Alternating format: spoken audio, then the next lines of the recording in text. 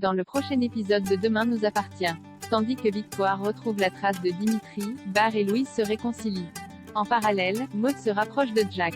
Attention, les paragraphes qui suivent contiennent des spoilers sur l'épisode de Demain nous appartient diffusé demain soir sur TF1. Si vous ne voulez rien savoir, ne lisez pas ce qui suit. Jeudi 7 octobre dans Demain nous appartient. Victoire retrouve la trace de Dimitri à l'hôpital. Sarah informe Victoire que Dimitri Maniglier est bien vivant. Un choc pour la jeune femme qui ne comprend pas pourquoi elle a des visions de cet homme. Peu après, Georges débarque dans la chambre pour accompagner Victoire à son rendez-vous avec le docteur Denis. Tandis qu'il tente de l'aider à se lever du lit, elle le repousse froidement et lance qu'elle n'est pas handicapée. Lors de la consultation, Victoire fait croire à son médecin ainsi qu'à son compagnon que psychologiquement tout va bien. En effet, la fille Lazzari prétend être allée un peu loin avec cette histoire de mémoire cellulaire puis ajoute qu'elle n'a plus du tout envie de retrouver son donneur. Bien qu'elle se sente prête à sortir de l'hôpital, William refuse car ses défenses immunitaires sont encore très basses. Puisque Victoire insiste en expliquant qu'elle a besoin de retrouver ses repères, William consent à la laisser partir.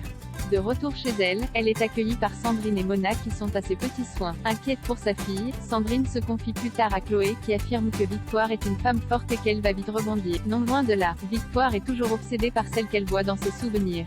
Après avoir fait croire à Georges qu'elle allait prendre l'air, elle contacte Samuel qui accepte de la déposer à la pointe courte. Elle sollicite alors l'aide de Sarah et Roxane pour rencontrer Dimitri Maniglier.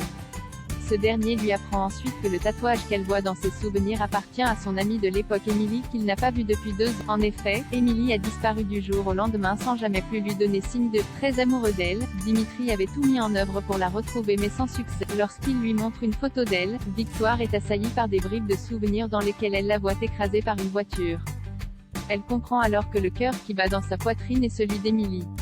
Bar et Louise se réconcilient toujours en froid avec Louise depuis l'affaire Clément Lefranc. Bar a préparé un petit déjeuner romantique dans l'espoir qu'ils se réconcilient. Il a beau certifier qu'il n'a pas fumé depuis des semaines, Louise ne lui fait malheureusement plus confiance. Dépité, Bar s'empresse d'aller faire une analyse toxicologique pour lui prouver sa bonne foi.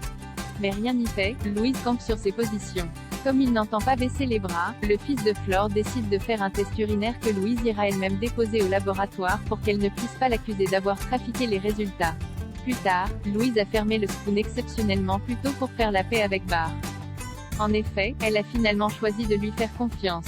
Ayant été odieuse avec lui ces derniers jours, elle reconnaît qu'elle n'aurait jamais dû lui faire payer le mal que Gary lui a fait par le passé.